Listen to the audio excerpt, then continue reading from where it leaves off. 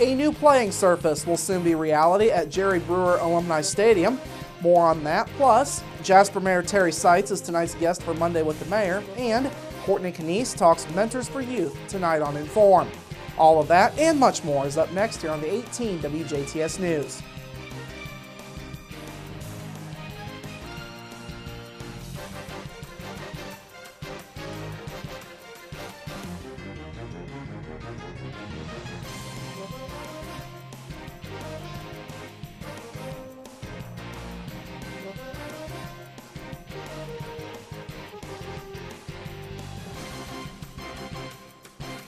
Hello, I'm Bradford Raths. We begin tonight with a weekend tragedy. A 17-month-old baby is dead and a Jasper man in jail following a child abuse case.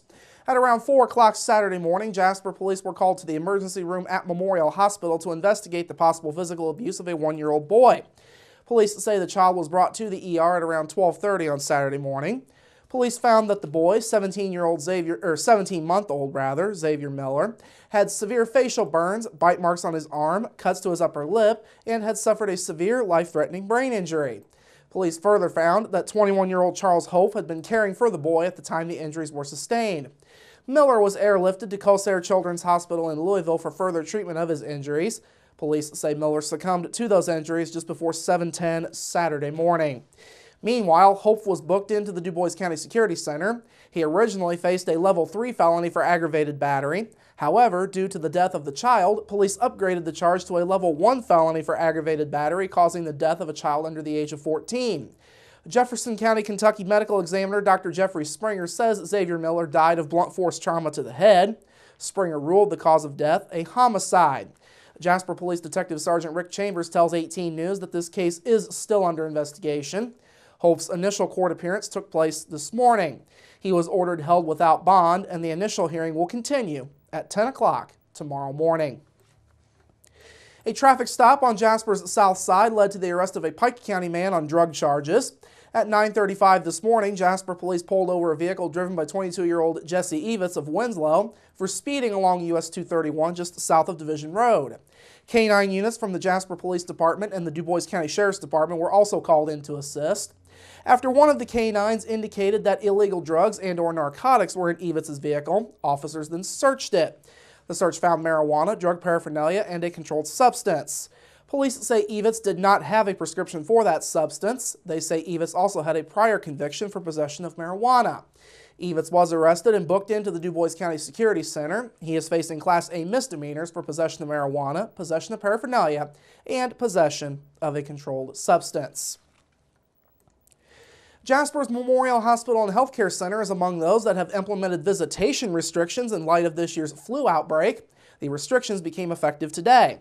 Memorial joins others in the region as part of the Community Patient Safety Coalition in putting those restrictions in place. Officials say the restrictions keep people with the flu or flu-like symptoms out of the hospital. They also block anyone under the age of 15 or folks outside of the immediate family or other important people from visiting patients.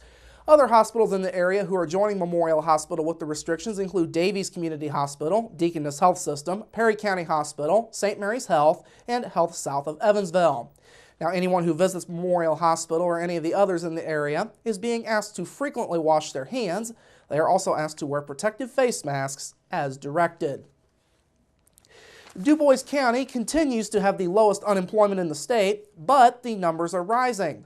Numbers released this morning shows that the county still leads the way at 4.1% unemployment. That's an increase of 0.3% over October's number. Unemployment in Du Bois County has now risen by 0.6% since September. Even with that rise, Du Bois County remains number 1 in state unemployment for the 26th time in the last 31 months. Hamilton County is still in second, 0.3% behind. Among other counties, Davies and Warwick counties remained in the top 10 this month. Davies County came in 4th at 4.6%. Warwick County was 5th at 4.7%. Martin County dropped out of the top 10 with November unemployment at 5%. Continuing locally, Spencer County and Pike County unemployment numbers are now up to 5.5%. Perry County is at 5.6%. Orange County came in at 6.3%. And Crawford County, once again, had the area's highest unemployment at 6.5%. Fayette and Lake counties tied for the highest unemployment rate in Indiana. That was at 7.9%. Now, the Indiana Department of Workforce Development originally released their state numbers on Friday, as was on Friday's newscast. The department says the state added 15,800 private sector jobs for November, good for the largest one-month gain in 15 years. State unemployment held steady at 5.7% in November due to 12,300 people joining the state's workforce. 75,000 have joined since the beginning of the year. Indiana has now experienced private sector job growth 17 of the last 23 months, with gains averaging 4,500 a month during that time. Since the low point of employment in the state back in July of 2009, Indiana has added 264,800 private sector jobs. Manufacturing accounted for more than a third of that total. Finally this evening, a new playing surface for Jerry Brewer Alumni Stadium will soon be a reality. This afternoon, the Greater Jasper School Board voted 3-0 to allow the Jasper football boosters to begin raising funds for the new field. That approval is contingent on the school district not having to pay for any of the field work. Board members Nancy Hobbig and Arlette Jackal were not present at today's meeting. Now, the boosters would look to raise $700,000 to $800,000 to fund the turf. After a work session earlier this month, the board felt that all of the due diligence concerning a field turf playing surface had been done.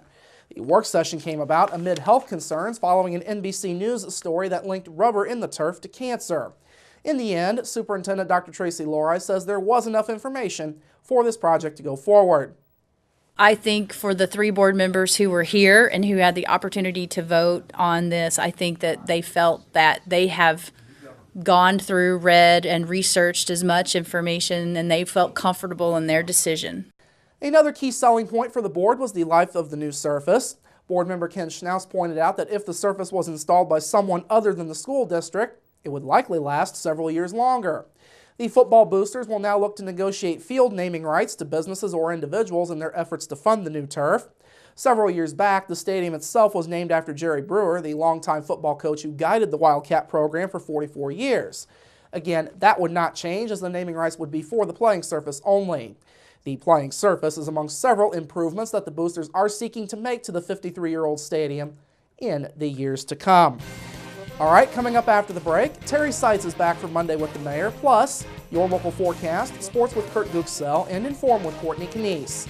That's all up next here on the 18 WJTS News. Local people watching local people.